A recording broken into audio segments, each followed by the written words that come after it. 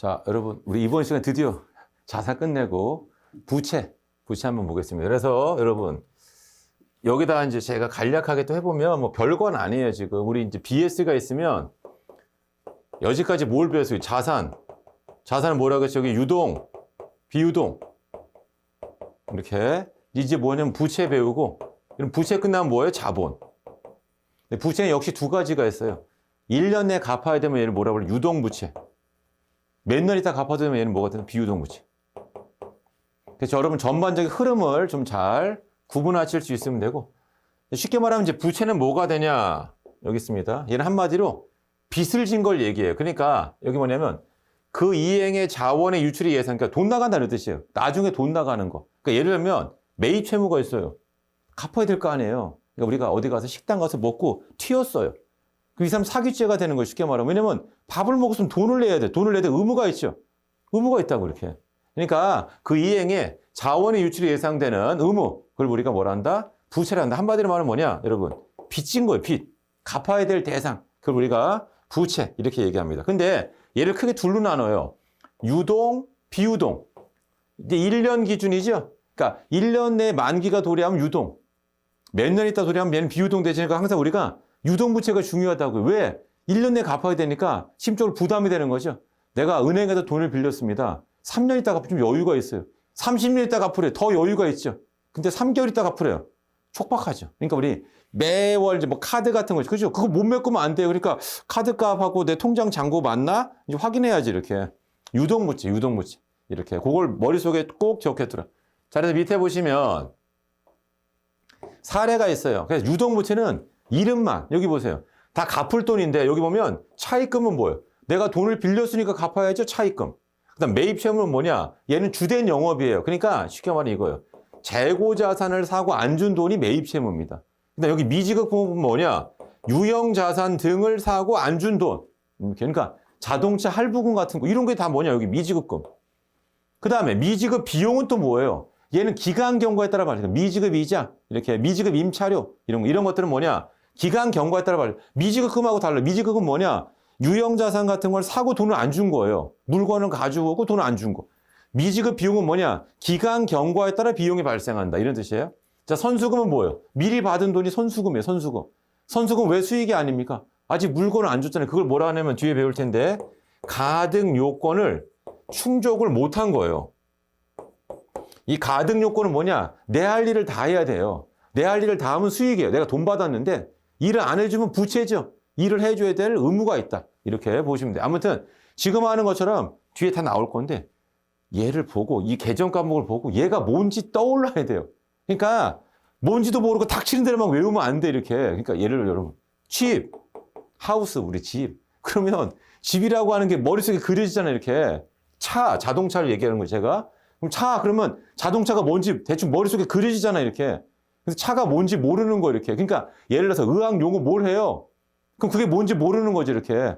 그래서 여기도 마찬가지예요. 이제 회계가 어려운 게 뭐냐면 처음에, 그래서 저는 그걸 진입장벽을 하는데, 계정 과목을 보고 이게 어떤 건지 이름이 바로바로 떠올라야 되는데, 그게 안 떠오르면은 조금 이제 회계가 남의 이야기가 되는 거예요. 그죠? 그러니까 여러분들 계정 과목을 보고 이름을 좀 생각해 보라, 이런 뜻이고, 여기 보세요.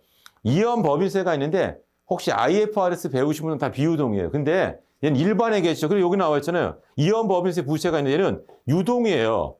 유동 항목에서, 즉 1년 내 의무가 해소돼요, 이렇게. 그럼 얘는 유동이 돼요. 비유동에 대해서 그럼 얘는 몇 년 있다가 할 거 아니에요, 그죠? 얘는 비유동. 그러니까 이연법인세를 유동으로 할 수 있고 비유동. 누가 일반회계가 IFRS 무조건 비유동이라고. 그러니까 걱정스러운 마음에 뭐냐면 학교에서 IFRS를 공부한 분들이 있어요. 그럼 자꾸 질문하는, 선생님, 저 학교에서 배운 거랑 다른데요? 회계는 뭐 다른 건가? 그러니까 학교에서 배운 건 이거. 우리 시험은 일반회계 기준. 그래서 이런 차이 나는 부분을 조금 더 기억을 해 두셔야겠다. 자, 이제 그 다음에 여기 유동부채죠? 뭐 말이 길어요. 1년 내 갚아야 돼요. 유동부채란 말이에요. 유동부채 이렇게. 그래서 여기 1년을 기준으로 유동, 비유동으로 나눈다. 그런데 여기 나와 있습니다. 자, 뭐냐면 매입 채무 미지급 비용 있잖아요. 그죠? 근데 요거 말고 자산 쪽에 뭐가 있었어요? 재고 자산하고 매출 채권. 이렇게. 얘네들은 다 그냥 무조건 이런 말을 써요. 정상 영업 주기. 그럼 얘는 무조건 뭘로 한다? 비유동으로, 아니, 유동으로 다 분류한다. 이렇게. 왜냐면 1년 이내에 결제되지 않더라도 얘는 유동이 된단 말이에요. 그래서 제가 보통 설명드린 게 재고 자산을 지난번에도 와인 설명드렸잖아요. 30년 숙성해야 돼요. 그럼 30년을 묵혀놔야지만 30년 뒤에 얘를 팔아서 현금화할 수 있어요. 그러면 이 와인이라고 하는 건 비유동입니까? 아니라고요. 재고니까 유동이 돼야 돼. 그래서 도입한 게 뭐냐? 이 회사 영업 주기가 30년인 거예요. 이렇게. 그래서 여기 매입 채무라든가 미지급 비용도 정상 영업 주기 내에서 무조건 유동으로 분류한다. 이런 뜻이에요. 그에 비해서 뭐 차입금이라든가 이런 것들은 그냥 무조건 1년 기준을 사용한다. 그래서 그 밑에 보세요. 뜻. 의미 있죠? 의미. 매입 채무예요. 여기 핵심은 뭐예요? 재고자산 사오고 안 준 돈이라고요. 그런데 내가 나중에 갚을게요. 이렇게. 그러니까 세금 계산서만 받았습니다. 이렇게. 그죠? 상대방이 너 못 믿겠으니까 5만 원 써줘라. 이렇게. 그죠? 좀 보다 더 확실하잖아요. 이렇게. 네, 그래서 이런 것들을 합쳐가지고 매입 채무라는 말을 쓴다. 그 다음 차입금은 뭐예요? 빌린 돈이죠. 갚아야 될 거. 이거 차입금. 그 다음 여기 보면 단기 법인세 부시 이렇게 나오는데 이게 옛날 표현이 미지급 법인세예요. 이렇게. 그러니까 이 미지급 법인세는 뭐냐면 여러분 또 이런 것도 설명드리면 세금은 선불이 후불이에요. 세금 후불이죠. 그러니까 여러분 여기 2025년도는 2026년도 3월 31일 날 낸단 말이에요. 하지만 얘는 역시 법인세 비용도 수입 비용 대용 원칙이에요. 2025년도 장부에 해야 돼요. 그래서 분계가 뭐냐면 차변에다가 법인세 비용을 쓰면서 대변에 이렇게 미지급 법인세를 쓰셔야 돼요. 이런 식으로죠. 이렇게. 그래서 요거고. 그럼 3월 30일 날은 어떤 분계를 써야 돼요? 현금이 나가면서 이 미지급 법인세를 지워야죠. 이렇게. 자, 그런데 얘만 있는 게 아니고 선급 법인세도 있어요. 무슨 말이냐면 법인세 중간예납이 있다고요. 자, 중간예납은 뭐냐? 1월부터 6월까지를 8월 31일 날 법인세 미리 반 내네. 왜냐면 1년치 세금을 한 번에 내면 힘들잖아요. 그러니까 반 내놓고 나머지 반을 이제 정산한다. 이런 개념. 그럼 이게 뭐가 있다? 선급 법인세가 있다고요. 선급 법인세. 그러니까 여러분 이런 개정 과목 이름을 좀 잘 알고 계셔야겠다. 그래서 여기 나와 있는 거 보면 단기 법인세, 부채가 단기 법인세. 그리고 여기 보면 미지급 법인세, 법인세 등의 미지급액이 있다. 미지급액이 있다. 이렇게 보시면 되겠습니다. 자, 그 다음에 미지급 금이 있어요. 미지급 금. 이렇게. 자, 얘는 뭐냐? 상거래 이외죠. 그러니까 말이 어렵잖아요. 그냥 유형자산 취득하고 안 준 돈. 그게 바로 뭐다? 미지급 금. 재고자산 취득하고 안 준 돈. 매입 채무. 이렇게 기억하시면 됩니다. 그 다음에 여기 미지급 비용이 있는데 둘을 구분하셔야 돼요. 발생된 지급되지 않은 거. 옆에다 써보겠습니다. 미지급 이자가 있어요. 이렇게. 또는 미지급 급여가 있어요. 이런 것들이 가장 대표적인 미지급 비용이 된다. 기간 경과에 따라 발생하죠. 쉽게 말하면 제가 뭐라 했냐면 급여인데 급여를 그달 주는 회사도 있고 다음 달 10일 날 주는 회사가 있어요. 이렇게. 그죠? 이렇게. 그러면 다음 달, 그러니까 12월 급여를 1월 10일 날 준다고요. 하지만 장부에는 12월에 반영해야 되니까 분계를 쓰면 어떻게 돼요? 차변의 급여, 대변의 미지급 급여를 써야 되죠?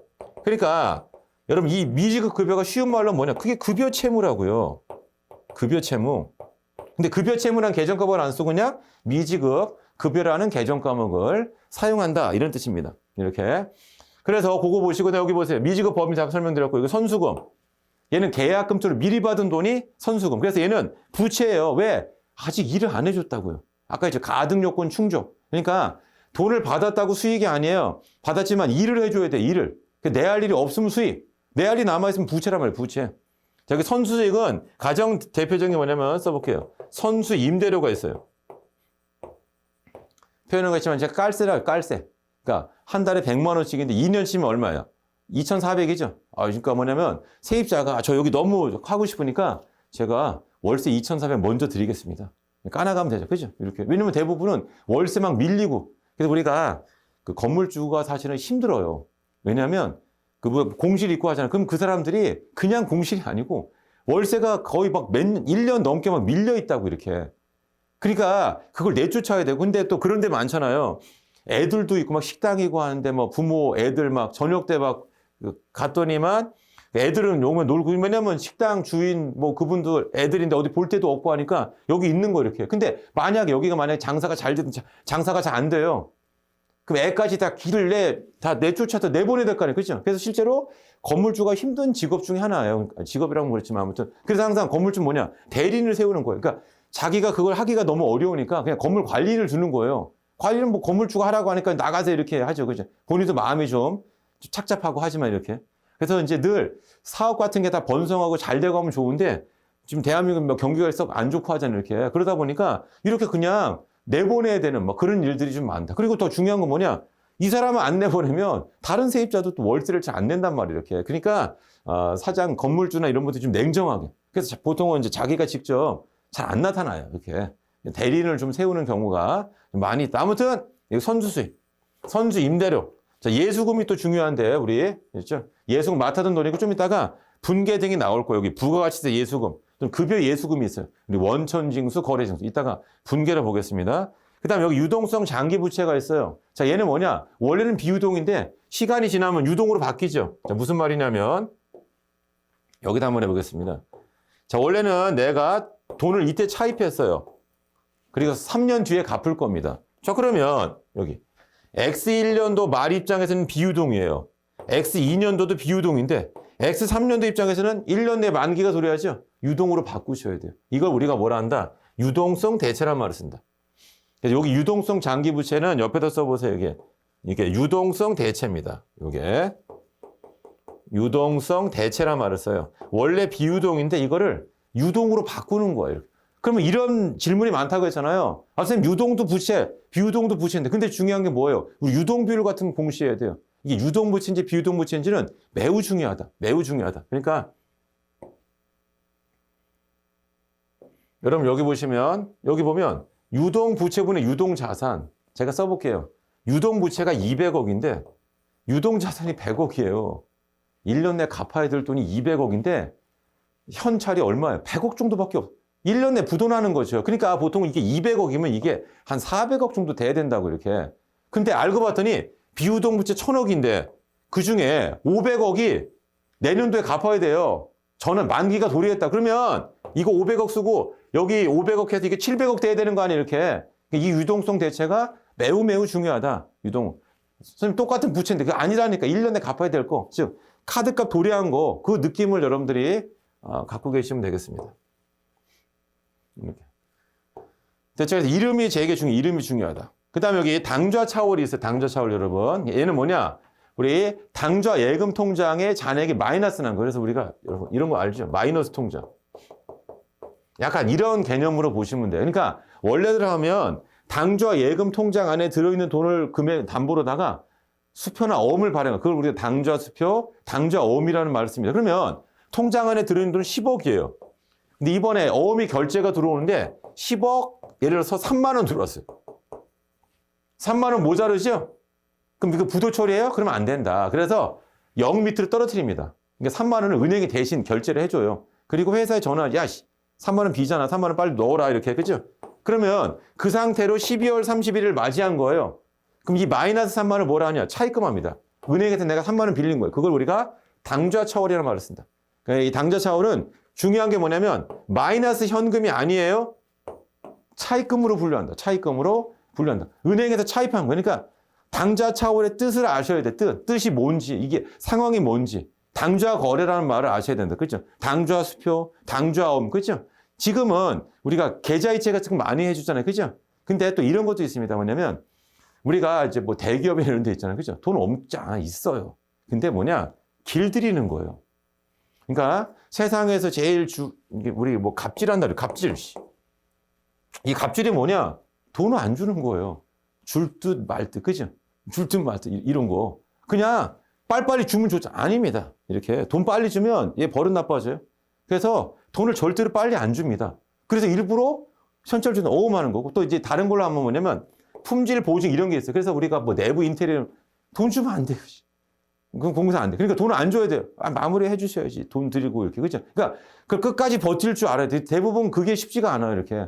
돈 줄 거 빨리빨리 줘야 될 거야. 그죠? 근데 모른 척하고, 그죠?